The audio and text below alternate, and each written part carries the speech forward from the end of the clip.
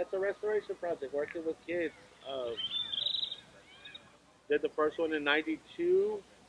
Me and Oscar Cortez with another art group, Alta, and it was a project they had originally wanted to build walls around the power plant, take the fence down and build these walls, and attempt to kind of, I guess, it was supposed to be kind of a sound barrier, which I don't get it. Plant's 12 stories high. I don't know how a 9 foot high wall was supposed to stop anything. Uh, and it's almost 30 years later. We're restoring the mural just to kind of make a marker in the neighborhood. You know, holding on to some of the cultura as the neighborhood gets gentrified. And the mural, the theme was images, Chicano images, things that we had grown up seeing that were positive. And I chose the Aztec, you know, and it's going to have moons and celestial bodies in the background, you know, as they pray to the gods. And it has fists in it, which represents struggle. It has the sun, which represents strength. Of course, the planet, you know, our world, you know, our side of the hemisphere, and Mexican flag and an American flag representing Mexican American culture. And yeah, it's been a long time coming, and this is what we've been working on for about the last month now. It's about a 12-week uh, mural process, and we're going to include children from the neighborhood schools, Martin, Sanchez, uh, the old Johnston High, and Austin High School. And they'll also be helping paint and restore the mural. That way, another generation will be involved and get to enjoy it, you know, as they grow and we grow older.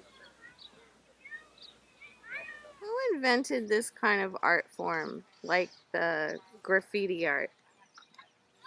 Well, if you want to get back to it, I started up in New York. Uh, right here in Austin, some of the pioneers here in Austin were, back in the 80s. Of course, Robert Kane, the, the infamous Al Scam Martinez, you know, um, Ray Tanner. That's some guys from Southside, a bunch of artists. Why was it so important for the community to have a mural on the other side of the Holly Power Plant wall? They can see a piece of themselves, a part of it, of the culture. Most of us, that we don't get to see art in front of us. Most of us back then were poor, so the only time we get to even see museums was probably in school, maybe like once a year. But having murals as you walk to school or come play ball or go to the market, you get to see a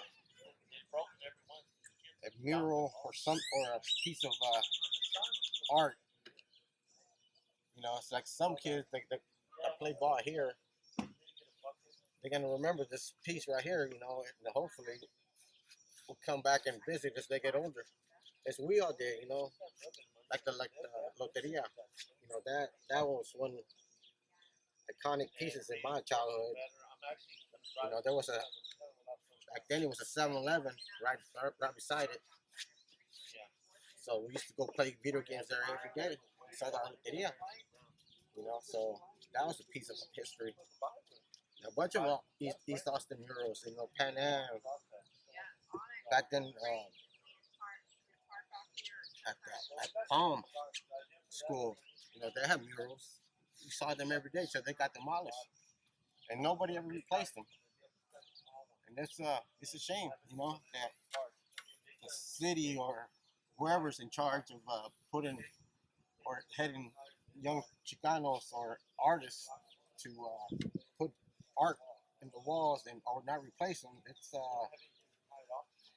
I don't know. It's a way of like wiping us away for a while. So, for the community, the Chicano community, these murals are our way of going to a museum. and seeing something of beauty and art. So that's why these murals are so important to you and your group. Yeah, it's a part of my adolescent years. You know, like I said, I did when I was 18. I'm 43 now, so that's a 20-year span. I had my first kid in 93. Now he's a grown young man, and now he sees his pops redoing it. It brings good, you know. I'm pretty sure we'll bring out my grandkids over here and teach them the history, you know, and what we did back then, you know.